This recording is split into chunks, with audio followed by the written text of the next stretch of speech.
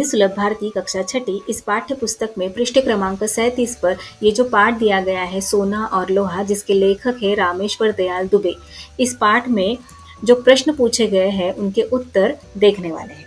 तो प्रथम प्रश्न है अध्ययन कौशल, विभिन्न धातुओं के नाम और उनसे बनने वाली वस्तुएं लिखो। यहाँ पर हमें जो विभिन्न धातु है उनके नाम तो लिखने ही है, उसी के साथ उनसे कौन सी वस्तुएं बनाई जाती है वो भी लिखना है। तो चलिए उत्तर देखते हैं। कुछ विभिन्न धातुओं के नाम और उनसे बनने वाली वस्तुएं। आयन अर्थात लोहा, लोहे से क्या क्या बनता है? सीढ़ियाँ, गाड़ियाँ, इलेक्ट्रिकल उपकरण।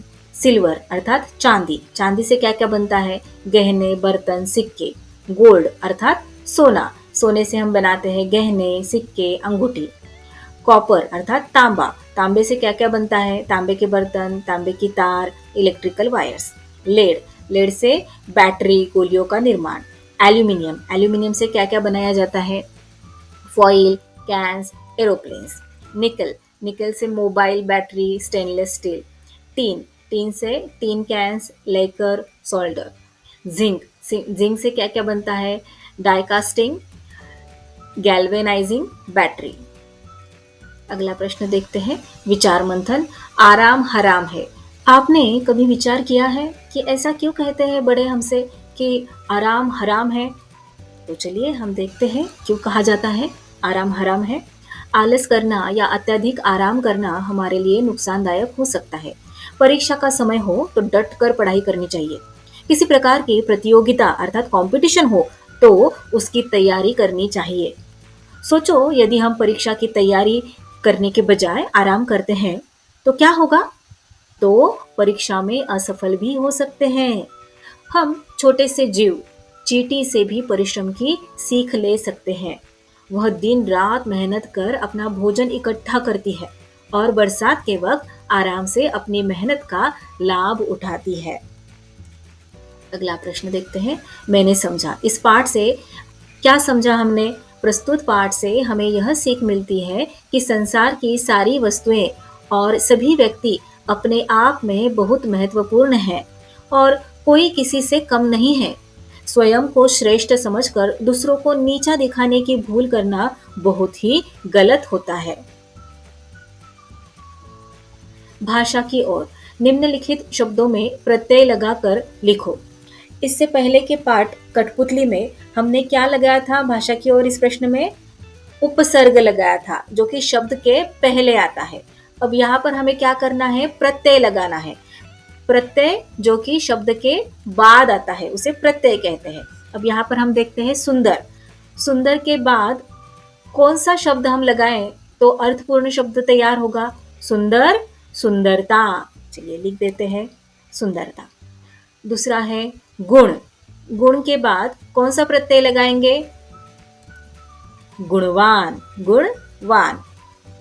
डर, डर के पीछे कौन सा प्रत्यय आएगा? डरावना। बाद में उपयोग, उपयोग के बाद प्रत्यय लगाएंगे गी, उपयोगी। ये जो ई है ना, दीर्घ ई, ये है यहाँ पर लगाया हुआ, उपयोगी। घबराना, घबराना के बाद लगाएंगे कौन सा प्रत्यय? आहट, घबराहट। दिन, दैनिक। सुनो तो जरा, बस या रेल स्थानक की सूचनाएं ध्यानपूर्वक सुनकर सुनाओ। बस या रेल से आप यात्रा करते होंगे तो यात्रा के दरमियान स्थानक पर जो सूचनाएं दी जाती है उन सूचनाओं को ध्यानपूर्वक सुनना है और अपने मित्रों को सुनानी है सूचनाएं। तो चलिए देखते हैं किस प्रकार सूचनाएं होती है। बस स्थानक की सूचना, स्थान Matheran ST stand, ST bus stand. यात्रीगण कृपया ध्यान दें, माथेरान से मुंबई जाने वाली 2 बसों के समय में परिवर्तन किया गया है। सुबह 9:30 पर रवाना होने वाली बस अब 10:11 पर रवाना होगी तथा सुबह 11 बजे रवाना होने वाली बस दोपहर 12 बजे रवाना होगी। यात्रियों को होने वाली असुविधा के लिए हमें खेद है। धन्यवाद। अब देखते हैं रेलवे स्थानक पर जो सूचनाएं दी जाती हैं। स्थान दादर रेलवे कार्यालय। नमस्कार, हम दादर के केंद्रीय कार्यालय से बोल रहे हैं। ट्रैक नंबर 2 पर मरम्मत कार्य चालू होने के कारण आज दोपहर 4 बजे तक सीएसटी से माटुंगा की दिशा में जाने वाली सभी रेलगाड़ियां ट्रैक नंबर 1 से चलाई जाएंगी। यात्रियों को होने वाली असुविधा के लिए हमें खेद है। धन्यवाद। अगला प्रश्न है, बताओ तो सही, थर्मामीटर में किस धातु का प्रयोग होता है? क्या आप जानते हैं थर्मामीटर में किस धातु का प्रयोग होता है? पारा को थर्मामीटर में प्रयोग किया जाता है। थर्मामीटर में पारा एक स्थिर धातु होता है जिसका विस्तार तापमान पर बदलता है।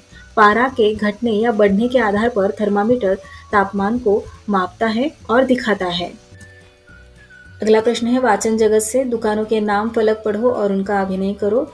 अब आप जहाँ पर रहते हो वहाँ पर बाजार में बहुत सारी दुकानें हैं, तो उन दुकानों के जो नाम फलक है वे पढ़ने हैं। तो यहाँ पर उदाहरण स्वरूप मैं कुछ दुकानों के नाम देती हूँ। विशाल मिष्ठान भंडार, बीकानेर स्वीट्स, सिंह वस्त्रालय, जैन पुस्तक भंडार। तो इस प्रकार नाम पढ़ने हैं। अगला है, मेरी कलम से अंकुरित अनाजों की सूची बनाओ और उपयोग लिखो। चलिए अंकुरित अनाजों की नाम और उपयोग लिखते हैं। अंकुरित अनाज में भरपूर मात्रा में लगभग सभी पोषक तत्व होते हैं जो रोग प्रतिकारक शक्ति बढ़ाते हैं। हीमोग्लोबिन, कैल्शियम, विटामिन और मिनरल्स इनमें पर्याप्त मात्रा में होते हैं। इनसे हमें प्रोटीन मिलता है, ये वजन नियंत्रित रखते हैं, पाचन शक्ति बढ़ाते हैं। अंकुरित अनाज में फाइबर अधिक मात्रा में होता है, अतः कब्ज, गैस, अम्लपित्त की शिकायत नहीं रहती। वास्तव में यह ज़्यादा पौष्टिक, कम खर्चीला, दुष्परिणाम रहित और बनाने में आसान एक लाभकारी भोजन है। यह एक प्राकृतिक पौष्टिक आहार है जो हमें चुस्त दुरुस्त रखता है। अब अंकुरित अनाज कौन कौन से हैं? तो मूंग, मसूर, चना, मूंगफली के दाने, गेहूं, मोठ, चौलाई, मटर आदि। अगला प्रश्न है, सदैव ध्यान में रखो, प्रत्येक का अपना अपना महत्व होता है। प्रत्येक वस्तु का अपना अपना महत्व होता है, कोई भी छोटा अथवा बड़ा नहीं होता। बड़ी चीज जितनी उपयोगी है, छोटी चीज भी उतनी ही काम की है। बड़ी बड़ी मशीनों के कल पुंजों को जोड़ने वाले नट बोल्ट छोटे छोटे ही होते हैं। सोना अगर कीमती धातु है तो लोहा मजबूत और रोजाना काम आने वाली धातु है। जरा सोचो, चर्चा करो। यदि खनिज तेल का खजाना समाप्त हो जाए तो? सोचिए जरा कि खनिज तेल अगर समाप्त हो जाए तो क्या होगा? देखते हैं। यदि खनिज तेल समाप्त हो जाए तो हमारे वाहन कैसे चलेंगे?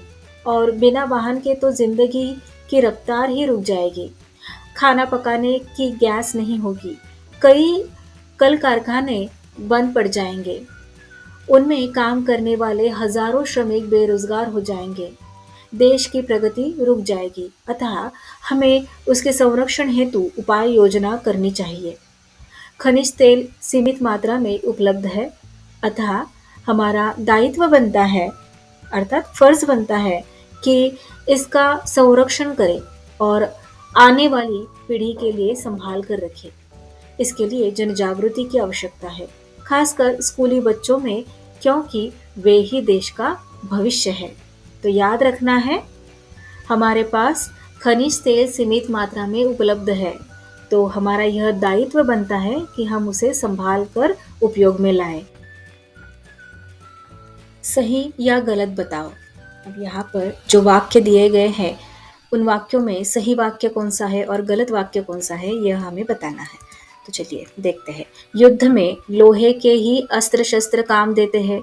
यह वाक्य सही है या गलत? यह वाक्य सही है। युद्ध में लोहे के ही शस्त्र इस्तेमाल किए जाते हैं। रोटियां भी सोने के तवे पर सेंकी जाती है। क्या ये सही है? नहीं, रोटियां सोने के तवे पर नहीं सेंकी जाती। तो यहाँ पर उत्तर में लिखेंगे गलत। श्रम में ही जीवन की सफलता है। हाँ, ये वाक्य सही है। जो काम करेंगे उन्हीं का अब सम्मान नहीं होगा। यह वाक्य तो बिल्कुल गलत है। जो काम करेंगे उनका सम्मान होना चाहिए। तो यहाँ पर हम लिख देंगे गलत। अगला प्रश्न है, खोजबीन। रुपयों नोट पर लिखी कीमत कितनी और किन भाषाओं में अंकित है बताओ। तो उत्तर देखते हैं।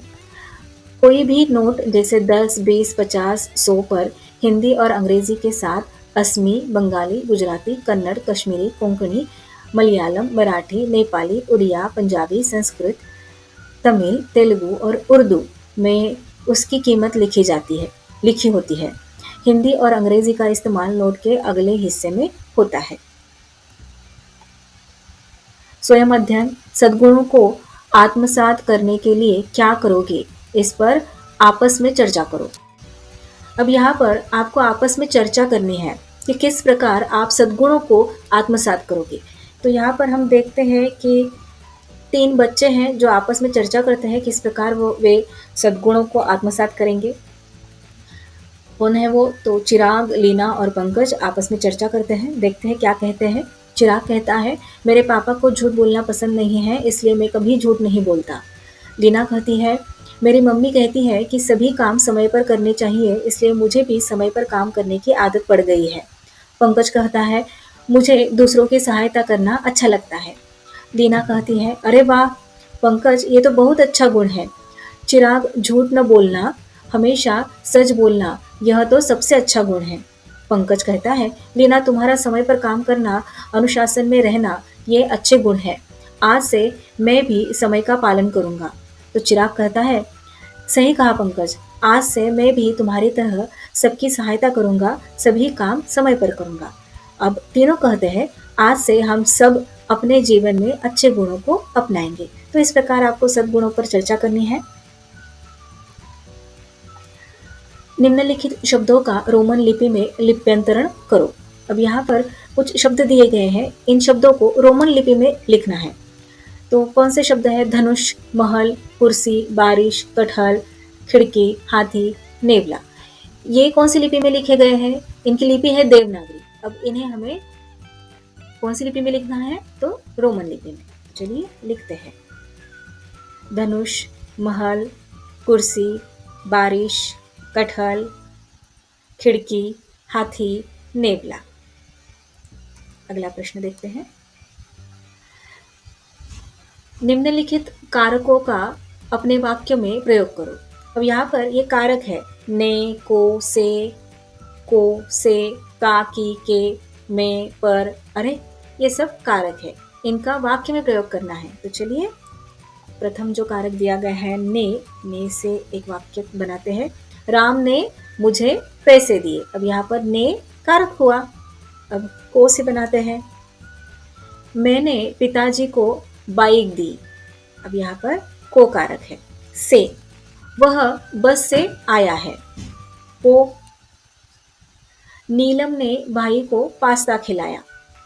से वाक्य बनाते हैं। गंगा हिमालय से निकलती है।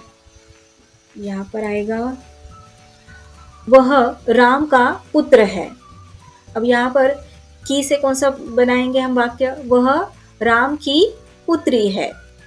लिंग के अनुसार कारक यूज करेंगे। में और पर, मछली पानी में रहती है। अरे, इसका वाक्य में प्रयोग करेंगे। अरे, कोई मेरी बात तो सुनो। So that's all for today. We will meet again in our next video. Till then, keep learning, keep enjoying. Bye bye.